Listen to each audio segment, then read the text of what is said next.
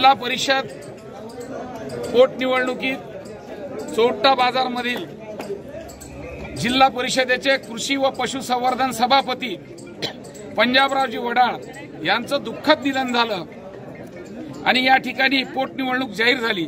या पोटनिवडणुकीत श्रद्धेय बाळासाहेब आंबेडकरांनी त्यांच्या मुलाला म्हणजे योगेश पंजाबराव वडाळांना उमेदवारी दिली।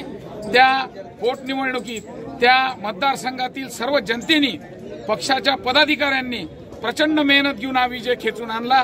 त्याबद्दल सर्व पदाधिकारी मतदार बंधूंचे मी वंचित बहुजन आघाडी अकोला जिल्ह्याच्या वतीने मनपूर्वक अभिनंदन करतो। सर्व महापुरुषांना अभिवादन करतो।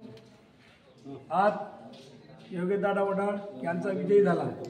त्यांना त्यांचे वडील त्यांना खरी श्रद्धांजली दिली। आपण तुमचे जर कुठलेही कामं असतील ते निसंकोचपणे सांगा। जिल्हा अध्यक्ष सोबत आहेत, महासचिव सोबत आहेत, आम्ही तालुक्यात सोबत आहोत।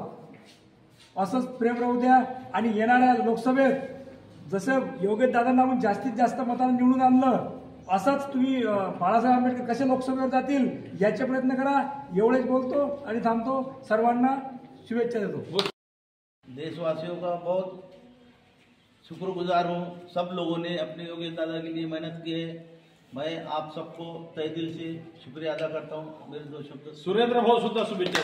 चोपटा जिल्हा परिषद सर्कल मधून आपण दाखवून दिलं की 2-2, 3-3 आमदार जरी इथं या विजयी रथाला रोखण्याचं काम करत होते, श्रद्धेय बाळासाहेब आंबेडकरांचा हा जो विजय रथ चालला होता याला रोखण्याचं काम इथले 3 मतदारसंघातले 3 आमदार करत होते।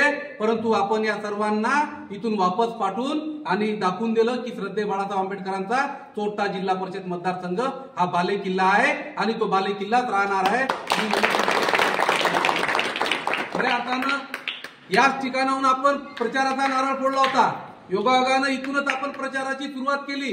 योगायोगानं प्रचाराचा नारळ माझ्या हातून फुटला, देवरे साहेबांच्या हातून पूजा झाली आणि त्याच दिवशी आम्ही दोघांनीही तुम्हाला एक इथून तुमच्याकडून आश्वासन घेतलं होतं की जसं आपण इथं प्रचाराचा नारळ फोडत आहोत तसंच विजयाच्या मिरवणुकीची सांगता सुद्धा याच ठिकाणी आपल्याला करायला तुम्ही म्हणजे योग आणसाल आणि सर्वांनी आमच्या शब्दांना श्रद्धेय बाळासाहेब आंबेडकरांच्या शब्दांना इथं सर्वांनी मान ठेवला आणि सर्व जाती समूहाच्या लोकांनी वंचित बहुजन आघाडीला भरभरून मतदान दिलं आणि त्याचमुळे आपला उमेदवार जवळजवळ 1400 मताच्या फरकानं इथून निवडून आला। तुमचे सर्वांचे चौथ्याचे सर्व जनतेचे मी वंचित बहुजन आघाडीचा महासचिव या नात्याने तुमचे आभार मानतो।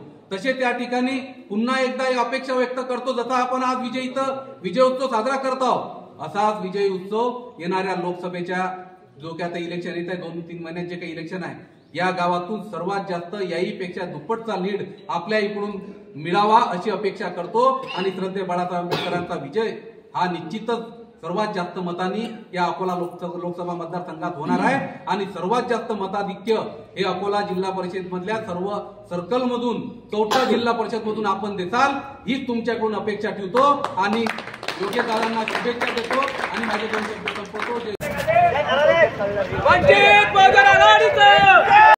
आणि माझ्या पदाधिकाऱ्यांनी सर्वांनी मला निवडून दिलं त्याबद्दल आभार।